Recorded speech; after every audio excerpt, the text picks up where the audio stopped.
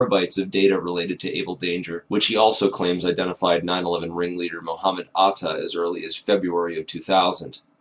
Those atop the chain of command in the White House, military, and intelligence establishment deliberately ignored all the warning signs of an impending attack, a clever strategy of plausible deniability which also served to portray those in charge as incompetent rather than complicit. In every major head throughout the chain of command on 9/11, from NORAD to the military, we see a repeated theme of complicity through negligence or incompetence. After 9/11, failure and incompetence was rewarded, and whistleblowers were silenced. Combined with the fact that 6 corporations control 90% of the media, and CIA operations like Mockingbird admit to taking over and subverting our US media, we can understand how such a big lie could have been kept from the American public for so long. But if you stop and take the time to do your research, you'll find all the evidence is there, hidden beneath a mountain of disinfo and lies. It's been 10 years since 9/11 happened, and we are left with hundreds, if not thousands, of unanswered questions about the 9/11 attacks. A transparently fraudulent 9/11 Commission report, which purposely failed to even mention the collapse of World Trade Center 7, and a host of ridiculous, so-called debunking websites, forums, and other literature, which have done absolutely nothing over the past 10 years to debunk anything other than cleverly selected strawman arguments, and have failed to stem the constant flow of new 9/11 information, which researchers have been uncovering and bringing out to the public. Instead, they continue to label truth seekers, including family members of people who died on 9/11, as conspiracy theorists, and devise clever propaganda designed to prevent the general public from looking any further into the evidence or the actual claims of the so-called conspiracy theorists. In this video, we will take a deeper look into the so-called investigations, which have provided us with the official story, and why they deserve a more thorough examination. The Bush administration stalled government investigations into 9/11 for over 400 days. A week after 9/11, letters containing anthrax spores were mailed to several news media offices and 2 senators who were perhaps a bit too vocal about opening an official investigation into 9/11. The anthrax used in the attacks was identified as an Ames strain, which means it had to have come from the U.S. Army Medical Research Institute of Infectious Diseases at Fort Detrick, Maryland.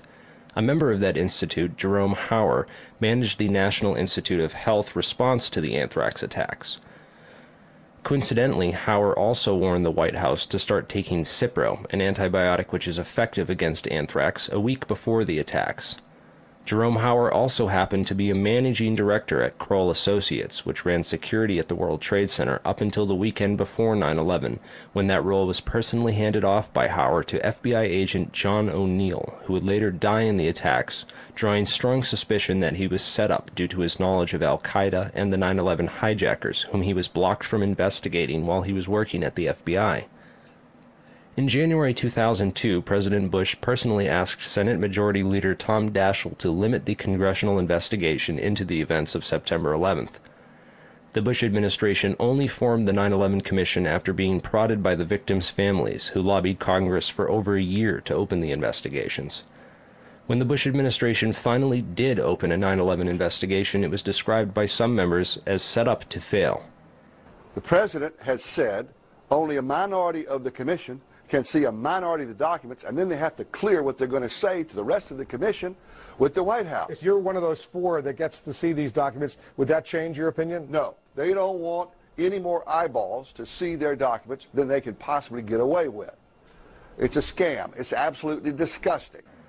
They even attempted to appoint Henry Kissinger, a known cover-up mastermind, as head commissioner. He resigned after victims' family members asked him sensitive questions about his connections to the bin Laden family and the Carlyle Group. Philip Zelikow wrote the conclusions for the report before the investigation ever began, and even then any areas which did not support the official story were neither mentioned nor investigated by the 9/11 Commission.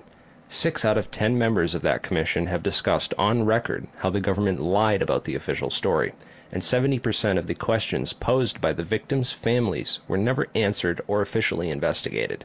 It's important to look at what happened to the evidence from 9/11. The day of 9/11, most of the FBI was in Monterey, California on an agency retreat. Let's go to our State Department correspondent, Andrea Mitchell. Andrea, what can you tell us? Well, this from the FBI. The State Department has been evacuated. There was a meeting going on in the Operations Center. Other top officials were in the Situation Room at the White House. Colin Powell is in Bogota, Colombia, on a 2-day trip. But this very interesting information, Katie, Matt, and Tom, from the FBI, they had been operating a massive exercise from their hostage rescue unit. All of their top teams, about 50 personnel, helicopters, equipment, were in Monterey, California for the last 2 days, scheduled to fly back today commercially. So all of those people are out of place. It's fair to say, according to sources that we've talked to here at NBC, that the FBI rescue operations and other FBI operations are really in chaos right now because they can't reach their officials in New York.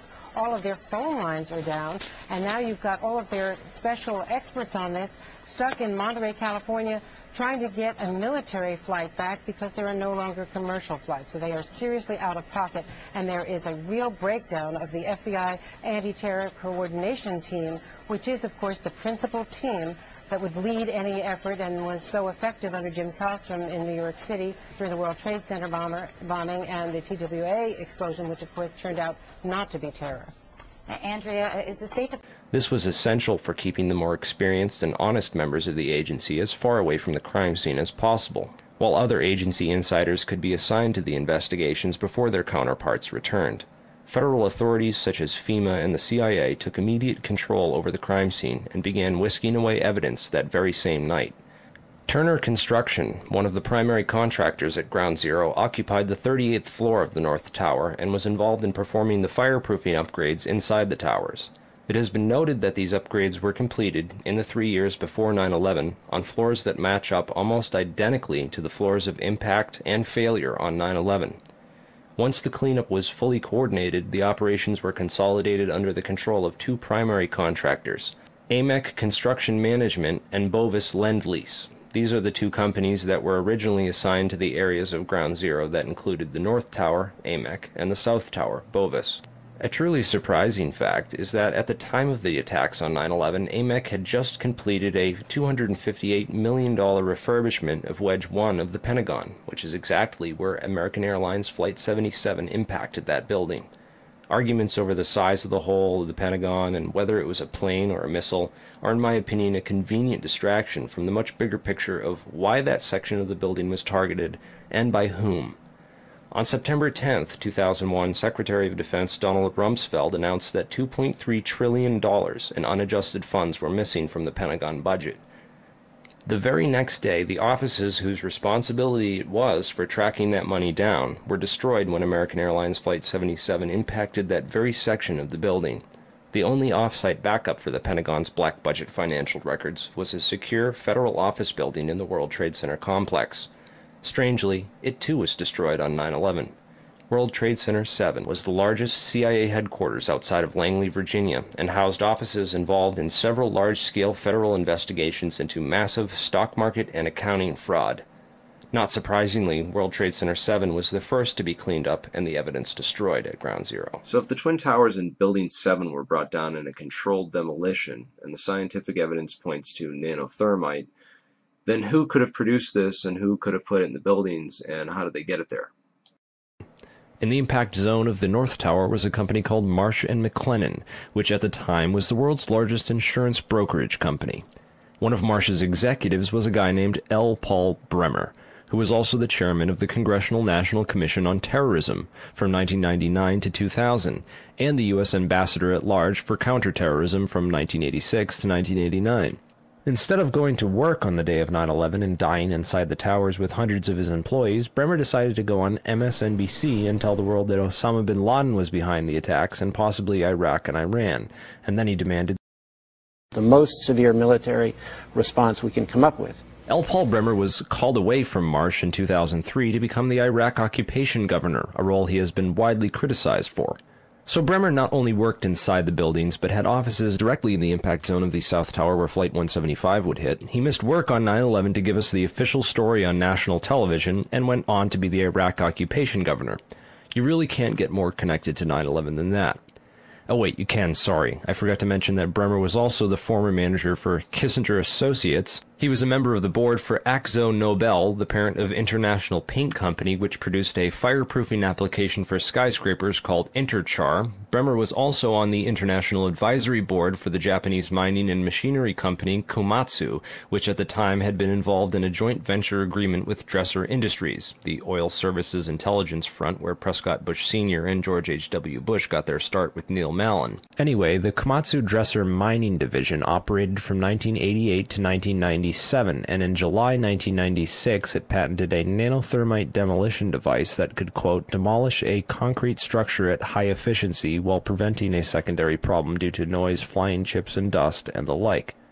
As many of you know, residues of thermite, a highly energetic chemical mixture, have been confirmed in samples of World Trade Center dust, and the use of thermite at the World Trade Center was also revealed by environmental data. See the description for more links and sources. Scientific Applications International Corporation, a defense contractor with expertise in thermite-related technologies, played a large part in the NIST World Trade Center investigation. A few other names and companies inside the Twin Towers also worthy of further investigation include Craig Stapleton, who is married to Bush's cousin Dorothy Walker Bush. Stapleton was the president of Marsh Real Estate Advisors from 1982 to 2001. He was a member of the board of directors for Cendant, that was charged with massive accounting fraud in 1998, and went on to join Winston Partners, a privately owned investment firm founded in 1993 and led by George W. Bush's brother Marvin.